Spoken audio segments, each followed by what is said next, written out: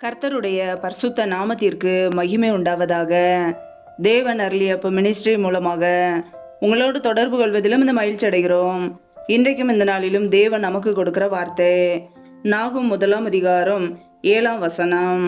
கர்த்தர் நல்லவர், இக்கட்டு நாளிலே அரணான கோட்டை, தம்மை நம்புகிறவர்களை அறிந்திருக்கிறார். ஹல்லேலூயா.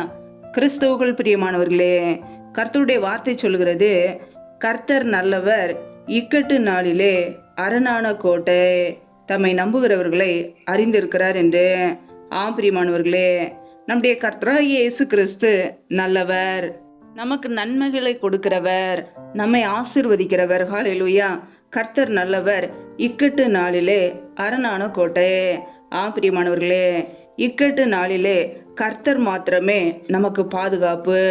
ஒருவேளை இன்றைக்கு நீங்கள் இக்கட்டான ஒரு சூழ்நிலையிலே, நெருக்கப்பட்ட ஒரு நிலைமையிலே, வேதனையோடு கண்ணீரோடு நீங்கள் வாழ்ந்து கொண்டிருக்கலாம். கர்த்தர் உங்களுக்கு அரணான கோட்டையாய் இருப்பார். அவரே உங்களுக்கு பாதுகாப்பு. சத்துருக்களின் கிரியைகளுக்கு விலக்கி உங்களை பாதுகாக்கிற தேவன். ஹல்லேலூயா. வேதம் சொல்கிறது, இக்கட்டு காலத்தில் கர்த்தரே அவர்கள் அடைக்கலம் என்று. பிரச்சனையோடு, துன்பத்தோடு, வேதனையோடு வாழ்ந்து கொண்டு இருக்கிற உங்களுக்கு கர்த்தர் அடைக்கலமாய் இருப்பார். அவரே உங்களுக்கு தஞ்சமாய் இருப்பார். ஹல்லேலூயா.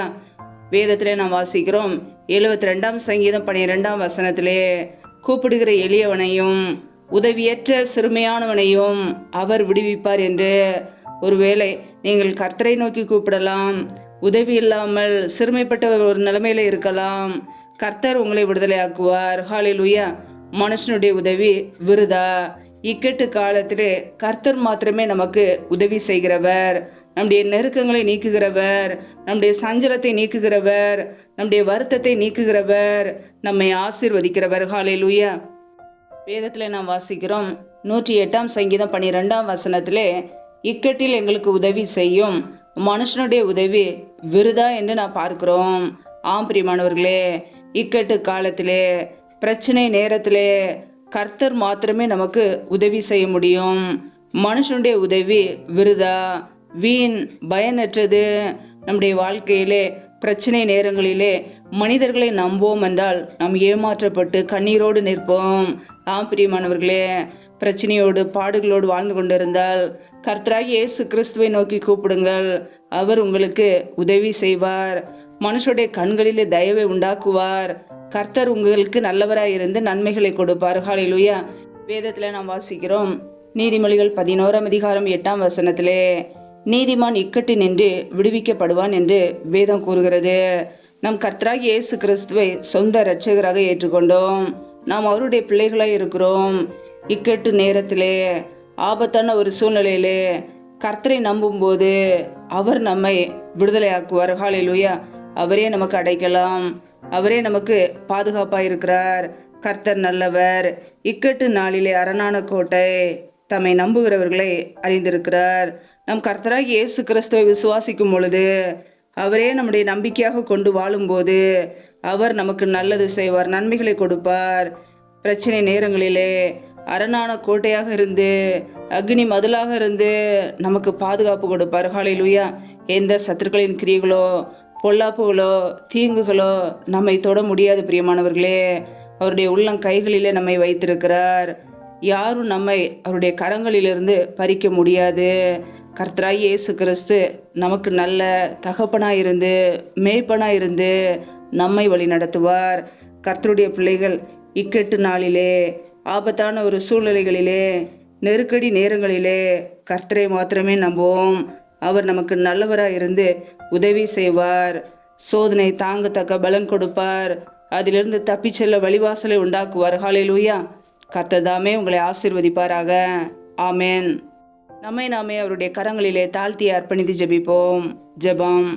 எங்களை அதிகமாய் நேசிக்கிற எங்கள் அன்பின் பரலோக தகப்பனே, மெய் துதிக்கிறோம், ஸ்தோத்திரிக்கிறோம். அப்பா, இந்த இரவு வேளைக்காக மெய் துதிக்கிறோம், ஸ்தோத்திரிக்கிறோம். ஒவ்வொரு நாளும் கண்ணின்மணி போல எங்களை பாதுகாத்து கிருபையோடு, ஜீவனோடு, சுகத்தோடு, பலத்தோடு, ஆரோக்கியத்தோடு எங்களை வைத்திருக்கிறீரே, உமக்கு நன்றியப்பா. நல்லவரே மெய் துதிக்கிறோம், வல்லவரே மெய் துதிக்கிறோம், மகிமை உள்ளவரே மெய் துதிக்கிறோம். நேற்று மீண்டும் மீண்டும் மாறாத எங்கள் அன்பு நேசரே மை துதிக்கிறோம் துதிக்கிறோம் துதிக்கிறோம். ஜீவாதிபதி ஆனவரே மை துதிக்கிறோம். எங்களுக்காக ஜீவனையே கொடுத்தவரே மை துதிக்கிறோம் துதிக்கிறோம் அப்பா. இப்பொழுது இணைந்திருக்கிற ஒவ்வொரு குடும்பங்களையும் நம்முடைய கரங்களிலே தருகிறோம். கர்த்தர் தாமே ஒவ்வொரு குடும்பத்தையும் பாதுகாத்து கொள்வீராக. பிள்ளைகள் செய்த தவறுகள், குறைகள், குற்றங்கள் எல்லாவற்றையும் மன்னிங்கப்பா. அப்படியே பரிசுத்த இரத்தத்தினால் கழுவி சுத்திகரிங்க. அப்படியே கரங்களிலே தாழ்த்துக்கிறோம். யாரெல்லாம் வேலை இல்லாமல் கஷ்டப்படுகிறார்களோ, பிள்ளைகள் படிப்பு கேட்ட நல்ல வேலைகளை ஏற்படுத்தி கொடுங்க. தடைகள் எல்லாவற்றையும் நீக்கி போடுவீராக.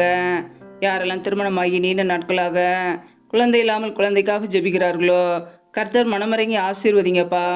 பிள்ளைகள் கர்த்தரால் ஒரு சுதந்திரம், கற்பத்தின் கனி அவரால் கிடைக்கும் பலன் என்று வேதத்தில் நாங்கள் வாசிக்கிறோம். தடைகள் எல்லாவற்றையும் நீக்கி ஆசீர்வதிங்க. ஒவ்வொரு குடும்பத்தையும் இப்படியே கரங்களிலே தாழ்த்துக்கிறோம். யாரெல்லாம் பலவீனத்தோடு வியாதியோடு கஷ்டப்படுகிறார்களோ, கர்த்தர் அவர்களுக்கு நல்ல சுகத்தையும் பலனையும் கொடுங்கப்பா. பலவீனத்திலேயும் இப்படியே பலன் பரிபூரணமாய் விளங்கட்டும். ஆசீர்வதிங்க. ஒவ்வொரு குடும்பத்திலும் அப்பத்தையும் தண்ணீரையும் ஆசீர்வதிங்கப்பா. யாரெல்லாம் திக்கற்றவர்களாய் தனிமையோடு வாழ்கிறார்களோ, கணவரால் கைவிடப்பட்டவர் நிலைமையிலே யாருமே இல்லாமல் கஷ்டப்படுகிறார்களோ, கர்த்தர் அவர்களுக்கு உதவி செய்யுங்க.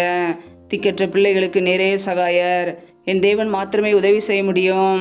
பொருளாதார தேவைகளை சந்திங்கப்பா. பிள்ளையுடைய படிப்பு காரியங்களை சந்திங்க. பண தேவைகளை சந்திங்க. சூழ்நிலைகளெல்லாம் சாதமாய் மாற்றி கொடுங்க. அப்படியே கரங்களிலே தாழ்த்தி ஜெபிக்கிறோம். யாரெல்லாம் வேலைகள் தொழில்கள் செய்கிறார்களோ, கர்த்தர் அவர்களை ஆசீர்வதிங்கப்பா. கைகளின் பிரயாசங்களை வர்த்திக்க பண்ணுங்க, பெருக பண்ணுங்க. இப்படி நன்மையினால் நிரப்புங்க. அப்படியே கரங்களிலே தாழ்த்தி ஜெபிக்கிறோம். ஒவ்வொரு குடும்பத்தையும் ஆசீர்வதிங்கப்பா. எந்தெந்த குடும்பங்களிலெல்லாம் கணவன் மனைவிக்கிடையே பிரிவினையோடு வாழ்கிறார்களோ, குடும்பத்தில் நிம்மதி இல்லாமல் சமாதானம் இல்லாமல் வாழ்கிறார்களோ, கர்த்தர் அவர்களை சந்திங்க. தெய்வீக சமாதானத்தினால் நிரப்புங்க. சிலுவையில் சிந்திய ரத்தத்தினாலே எங்களுக்கு சமாதானத்தை உண்டாக்கியவர். ஒவ்வொரு குடும்பத்திலும் தெய்வீக சமாதானம் ஆளுகை செய்யட்டும். இப்படி நன்மையினால் நிரப்புங்கப்பா. ஜீவனுள்ள நாட்களெல்லாம் நன்மையும் கிருபையும் தொடரும் இந்த வார்த்தையின் பிரகாரம் ஒவ்வொரு குடும்பத்தையும் இப்படி நன்மையும் கிருபையும் தொடர்வதாக ஆசீர்வதிங்க, உயர்த்துங்க. இந்த இரவு நேரத்தில் இன்பமான தூக்கத்தை கொடுங்கப்பா. சத்துரு கொண்டு வருகிற போராட்டங்கள், பிரச்சனைகள், மரண பயங்கள், எல்லின் அதிகாரங்கள், ஆபத்துகள், நாச மோசங்கள், தீமைகள், விக்னங்கள் எல்லாவற்றுக்கும் விலக்கி ஒவ்வொரு குடும்பத்தையும் பாதுகாத்து கொள்ளுங்க. இப்படிய இரத்த கோட்டைகளை மூடி மறைத்து கொள்ளுங்கப்பா. அதிகாலையில் எழுந்து உம்மை துதிக்க அப்படி நாமத்தை உயர்த்த எங்களை அர்ப்பணிக்கிறோம். எங்களை ஆசீர்வதிப்பீராக, பலப்படுத்துவீராக, பாதுகாத்து கொள்வீராக. முற்றிலுமாக தாழ்த்தி ஜெபிக்கிறோம். கர்த்தரின் ஆசீர்வாதமே ஐஸ்வர்யத்தை தரும், அதனோட அவர் வேதனையை கூட்டார் என்ற வசனத்தின்படியே ஒவ்வொரு குடும்பத்தையும் ஆசீர்வதிங்க. இப்படி ஐஸ்வர்யத்தினால் நிரப்புங்க. இப்படி நன்மையினால் நிரப்புங்கப்பா. இப்படி கரங்களிலே தாழ்த்தி ஜெபிக்கிறோம். நீரே எங்களுக்கு அடைக்கலாம், நீரே எங்களுக்கு பாதுகாப்பு. நாங்கள் நம்பி இருக்கிறவர் நீர் ஒருவர் மாத்திரமே. உம்முடைய சமூகத்திலே தாழ்த்தி ஜெபிக்கிறோம். எல்லா துதி கன மகிமை எல்லாம் ஒருவருக்கே செலுத்துகிறோம். இயேசு கிறிஸ்துவின் மூலம் ஜெபிக்கிறோம் ஜீவனுள்ள நல்ல பிதாவே, ஆமேன். கர்த்தர் தாமே உங்களையும் உங்கள் குடும்பங்களையும் ஆசீர்வதிப்பாராக. ஆமேன்.